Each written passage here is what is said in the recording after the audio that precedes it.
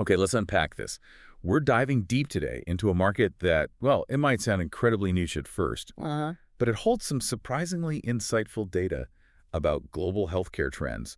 We're talking about the medical armrest market. That's right. And our source for this is a detailed market forecast report. It's got the numbers, the projections, gives us a pretty clear view of where things stand and where they might be heading, over the next decade or so. So our mission today is really to sift through that data, pull out the key bits, and figure out what the growth and maybe even more interestingly, the differences in growth tell us about what's happening globally.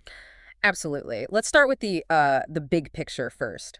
Globally, the report puts the medical armrest market at $606.673 million back in 2021. Okay. Looking ahead, it's projected to hit about $850.1 million by 2025. Right.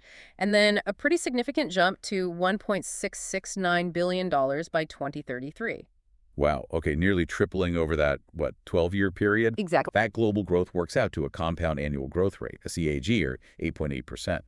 So, yeah, it sounds specific, but clearly expanding quite a bit. It's definitely a healthy rate, shows pretty consistent demand. But like you said, the really interesting part is when you break it down by region, that's where you see the nuances. Fantastic. Let's do that. Let's start with North America. What are the numbers telling us there? So North America, a major player in 2021, market size was $175.328 million. Okay. Projections have it growing to $242.279 million by 2025, and then hitting $472.376 million by 2033. And the CAGR. The regional CAGR for North America comes in at a solid 8.704%. So, very close to that global average we just mentioned. And I'm guessing the United States is the main engine there, driving that regional growth. Absolutely. It's the largest piece by far. The U.S. market was $142.542 million in 2021. Right. Forecast is $196.246 million in 2025, reaching $381.68 million by 2033. Its CAGR is 8.671%, basically right in line with the region. Canada's next up, presumably. Yep, Canada. Revenues were $23.845 million in 2021. It's expected to grow to $32.465 million in 2025 and $61.409 million by 2033. The CAGR there is 8.293%. Still strong, but yeah, a touch slower than the U.S. Now, Mexico, the numbers there really stand out within the region. What's going on? It does stand out. Okay, so starting smaller, $8.942 million in 2021. Wow. But the projection shows it growing to $13.568 million by 2025 and then surging to $29.287 million by 2033. And look at the CAGR. 10.096%. Over 10%. That's quite a bit higher than the U.S. and Canada, and well above the global figure, too. It really is. Okay, let's pause on that. Any thoughts on why Mexico's market might be accelerating so much faster than its neighbors? Well, the report doesn't explicitly spell out the why, but, this kind of faster growth often points to rapid expansion in certain healthcare areas. Right. Could be tied to more investment in private hospitals, maybe clinics, perhaps linked to things like, say, medical tourism, or even just a growing middle class wanting better care. And armrests are everywhere in those settings. Exactly. Patient chairs, wheelchairs, specialized diagnostic equipment, MRI chairs, dialysis chairs, places where comfort and stability really matter. So if you're building or upgrading a lot of those facilities, demand for armrests goes right up. Huh. It's fascinating how one number can hint at so much development underneath. Okay, let's cross the Atlantic. How's Europe looking in comparison? Europe was actually a slightly smaller market than North America in 2021, came in at $160.768 million.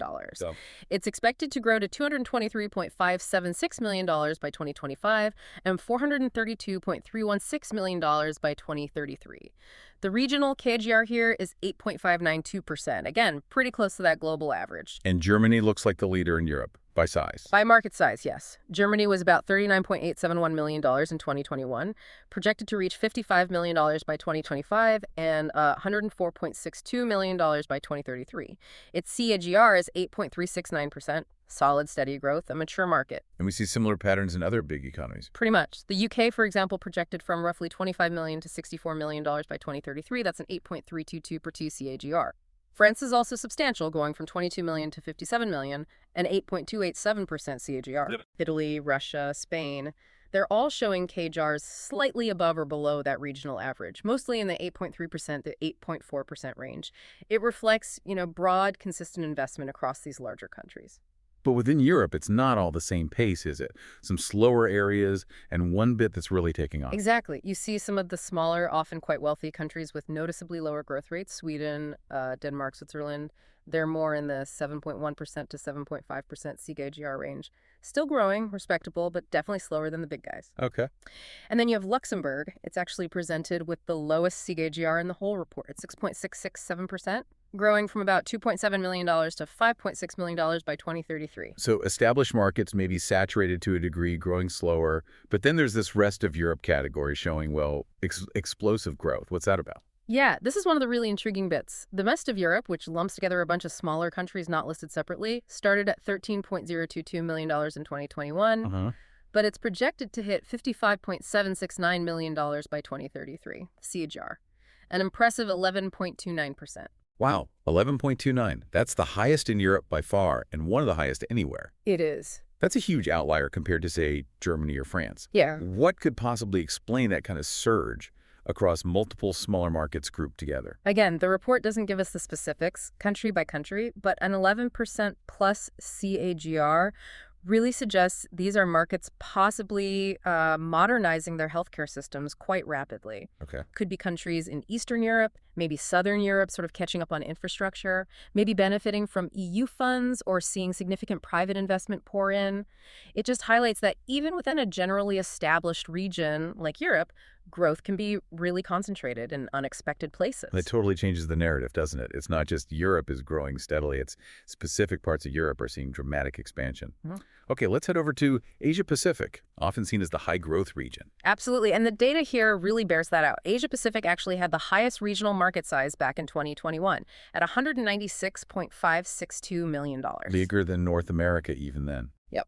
And it's projected to increase to $278.833 million in 2025 and further to $559.173 million by 2033.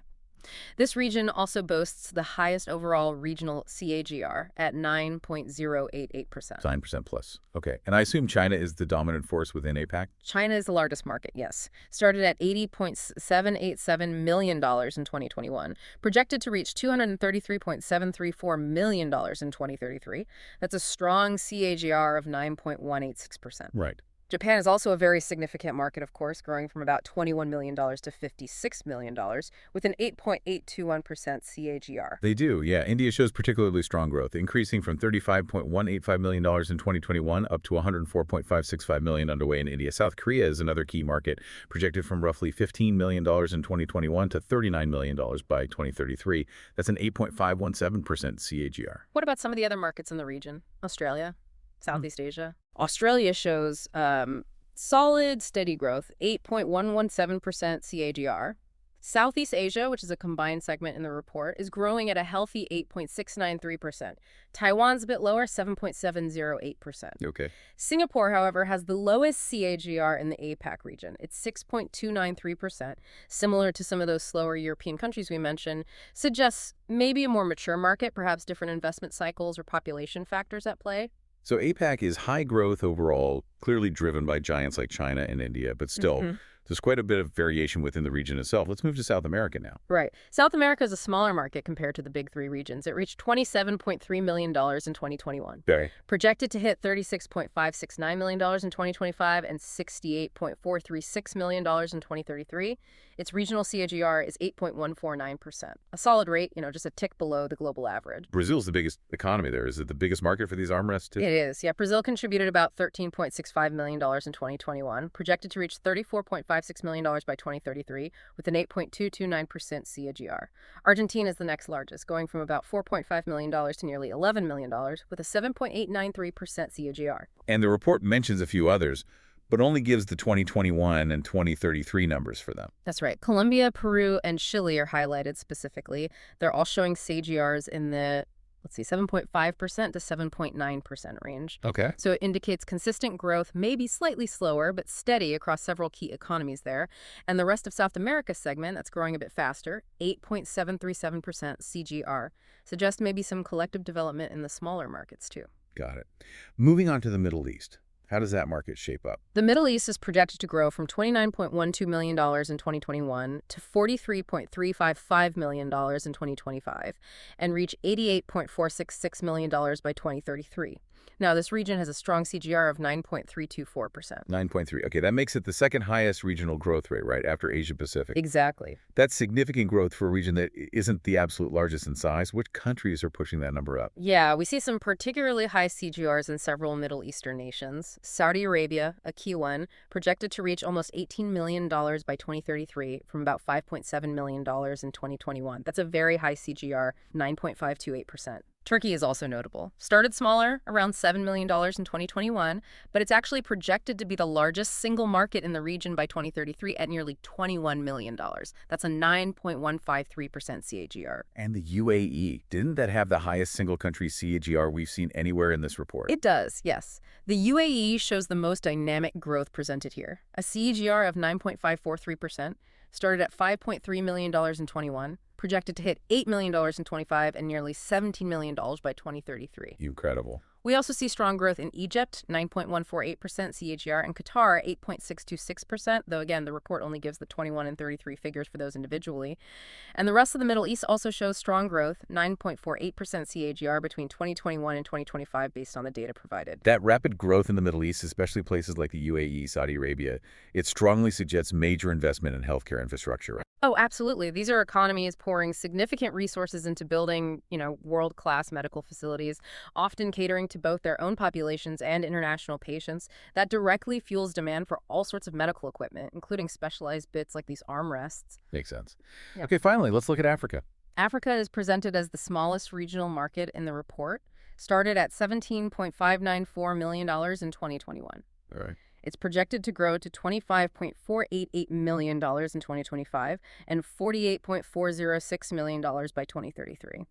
The regional CAGR is 8.348%. Still a healthy growth rate, pretty close to the global average, actually. And South Africa leads the way there. Yes. South Africa posted about $7.4 million in 2021, projected to reach $20 million by 2033 with an 8.282% CAGR.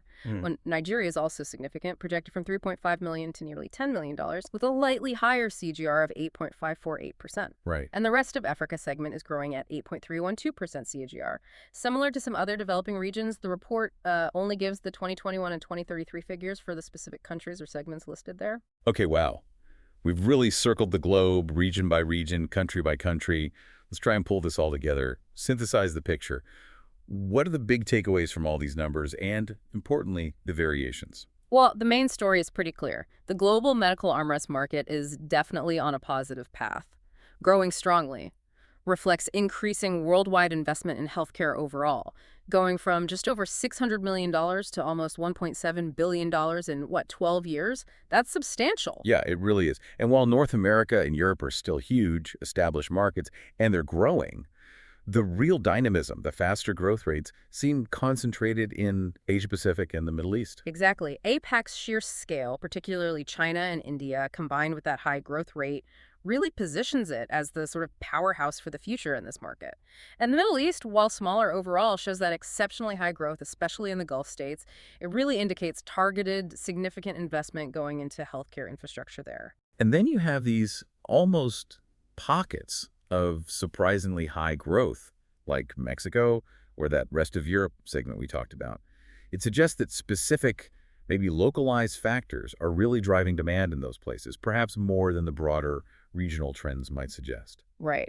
And conversely, we saw some established developed economies, Luxembourg, Singapore, were examples with notably slower growth, which might reflect, mature markets where the growth is more about replacing old equipment or incremental upgrades rather than building massive new facilities. It's really fascinating how demand for something seemingly so specific like a medical armrest can almost act as a proxy, a window into broader economic and healthcare development trends. It really can. The presence and especially the growth rate of this market segment tells you something about where money's being spent on medical facilities, where populations might be aging or expanding, or where standards requiring better, more comfortable equipment are taking hold. And for you, the listener, whether you happen to be in healthcare or maybe manufacturing, logistics, or even just watching global trends, these numbers offer pretty specific insights. They highlight those regional differences in healthcare investment, potential areas for, say, market entry or expansion, Hmm. or maybe just underscore the sheer scale of the global healthcare system, right down to its components. Yeah, it makes you look at a medical chair or a piece of diagnostic equipment a little differently. Yeah. Thinking about the multi-billion-dollar global ecosystem behind every single part. And what's really revealing, I think, is how some of these localized high growth areas, the UAE, Mexico, that collective rest of Europe group, are actually outpacing some of the traditional economic giants in this specific market growth. So let's leave our listeners with this thought. Considering these really significant differences in growth rates from that powerful surge in places like the UAE and the rest of Europe segment to the much slower, steadier pace in countries like Luxembourg or Singapore, what specific on-the-ground factors, maybe policy-related demographic shifts, private investment pushes, what could be creating such varied demand for medical equipment like armrests across the globe? And what might this uneven pattern suggest about the future shape, the future balance of the global healthcare market itself? Something to think about. Okay, let's kick things off. Sometimes to really get a handle on big shifts in healthcare, you've got to look at the really small components. Mm. So today we're doing a deep dive based on the sources you shared, looking into a market you probably don't think about much. Medical armrests. It does sound quite specific, doesn't it? Almost mundane. Right. But when you look at the material, it's actually fascinating how something like an armrest sort of reflects these bigger trends: patient care, tech, even the money side of things. Exactly. So our goal here is to unpack the main forces, the Sure. drivers, the restraints, Mm. and the trends that are shaping this specific market according to the sources. And doing that gives us a window into how healthcare is evolving overall. Precisely. We're looking at the sources you provided to understand these dynamics. So where should we start? The drivers. Yeah, let's do drivers. And the big one that jumps out immediately is patient comfort. It's really shifted from being a nice to have to a core priority. Absolutely. The sources really hammer home how vital ergonomics are now, especially for things like, blood draws, dialysis, chemo. Right. Anywhere a patient has to stay put for a while, comfort isn't just comfort, it's part of the care. And for certain groups, too. Elderly patients, people with physical challenges. Good support isn't just comfort, it's medically necessary sometimes. Right. For safety, for the procedure itself. Yeah, good point. And that dovetails nicely with another big driver, Oh. the boom in outpatient services. Ah, yes, that shift away from the big hospital. Exactly. More clinics, more ambulatory centers. They all need furniture. And it needs to be, comfortable, sure, but also pretty cost-effective and practical for those settings. They're handling higher volumes for things like IVs, blood sampling, maybe minor procedures. Need reliable gear. Mm-hmm. Which leads us to tech. You wouldn't maybe think tech and armrests go together, but Yeah, but the material shows real innovation here. We're talking adjustable heights, antimicrobial coatings, huge for hygiene, obviously. memory foam padding too, multi-angle rotation. These aren't just basic rests anymore.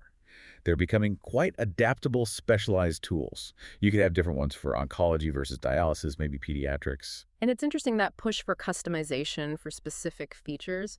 It mirrors what's happening with much more complex medical devices. It's like the expectation is changing everywhere. But it's not all smooth sailing. The sources pointed out some real challenges, some restraints. Definitely. One that stood out was sort of limited awareness. How so? Well, smaller clinics, maybe in more rural areas, they might not see ergonomic extras like armrests as like a top priority. They're focused on the core diagnostic machines, the treatment tech first. Which makes sense and ties right into probably the biggest restraint, budget. Always budget, Yeah. especially in public healthcare systems or facilities in developing regions. Money's tight. So upgrading furniture, even if it's better for patients and staff, might get delayed. They stick with older stuff. Or just, make do. Plus, there's the simple wear and tear issue. Durability, maintenance, these things get used constantly in busy places. Right. And keeping them maintained or replacing them promptly, that takes resources too. Time and money that might not be there. It really raises that classic balancing act question, doesn't it? How do you weigh the upfront cost of better, tougher gear against the long-term payoff in patient experience or efficiency? Especially when that upfront budget is just really, really tight. Yeah. Still, despite those hurdles, the sources also show some clear positive trends emerging. Infection control is massive now. Oh, absolutely. Those antimicrobial materials you mentioned, seamless designs for easier cleaning, that's Yeah. huge. A direct response to concerns about hospital-acquired infections. Makes total sense. Another trend is multi-purpose designs. Ah, yes, the ones that work for both adults and kids. Exactly. Gives hospitals more flexibility, maybe save some money too. Versatility is key. And the last big trend mentioned is about how places are buying this stuff. E-commerce. Right. Online procurement. Seems like hospitals and clinics, especially private ones maybe, are using dedicated medical supply portals more. Yeah, it lets them customize orders, maybe get bulk discounts, deal directly with manufacturers sometimes, cuts out the middleman. It's another sign of how digital is changing everything, even buying furniture, Mm. streamlining the whole supply chain. It really is, even for something seemingly simple, like an armrest. So, stepping back, this whole deep dive into, yes, medical armrests, it actually is a surprisingly clear snapshot of these bigger healthcare shifts. Yeah, you see patient needs driving things, Yeah. technology enabling new features, economic realities creating challenges, and even procurement methods evolving. It really is a microcosm, like you said at the start. It shows transformation happening quietly in the background. It does. So here's a final thought for you based on all this. What other piece of healthcare equipment, maybe something small or overlooked, might tell a similar story if you look closely? What else could reveal how the system's changing, how the patient experience is being reshaped in ways we don't always notice? Something to think about as you look at the healthcare landscape.